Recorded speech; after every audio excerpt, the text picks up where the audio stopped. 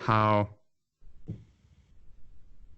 is the use of cognitive enhancers distributed over the population as of 2020? Well, I did a review of the literature on this a little while ago. It's getting towards, well, yeah, a little while ago for a book chapter that I was writing. And there's not really any research that's directly asking about the use of nootropics or herbal supplements, or supplements in general, specifically for cognitive improvement.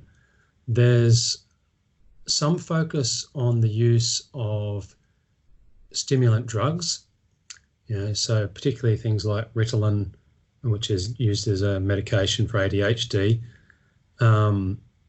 being used by college students, for example, to improve their cognitive abilities.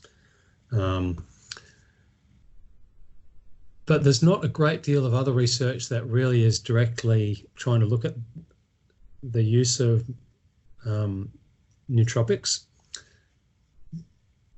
It comes out a little bit in broader studies that are just looking at supplement use in general. But those sorts of studies are just sort of suggesting that, you've got 30 to 40% of people using supplements for one thing or another, and mixed in amongst that, of course, is the ones who are taking it for cognitive benefit. Right. It does seem to be split from what we can see in the studies that are picking up on some of this. It seems to be split quite a lot between students using it to often just to be able to study better, to perform better at academic tasks. That's often done in a way which is, you might say, sort of trying to compensate for other behaviours that might be having an impact. Right. So, trying to cram for exams, or, pulling an all-nighter is the expression, to get an assignment finished on the night before it's due. Yeah.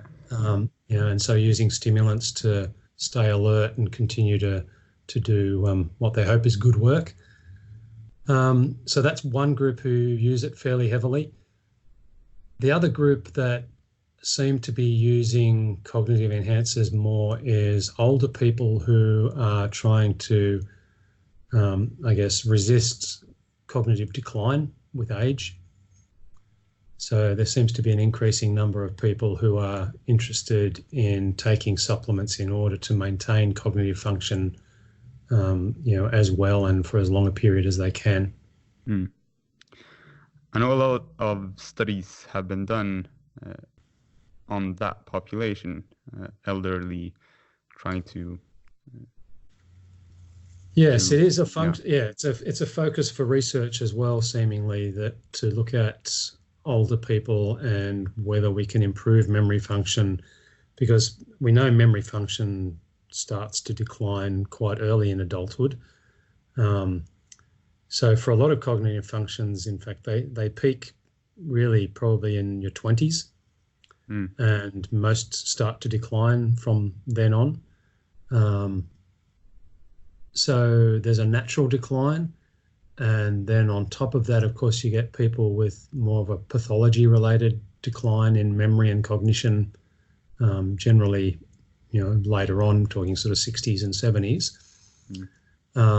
And so it's an area where people can see that, well, if performance was better in the past, can we recover some of that lost function, and delay the further decline in cognitive function, and particularly in relation to diseases like Alzheimer's, where it is something where it's got a very obvious pathophysiology underlying it, which we don't fully understand, but it sort of raises the possibility that we might be able to, have an intervention that would improve things for people who are suffering Alzheimer's and maybe slow down the rate of decline.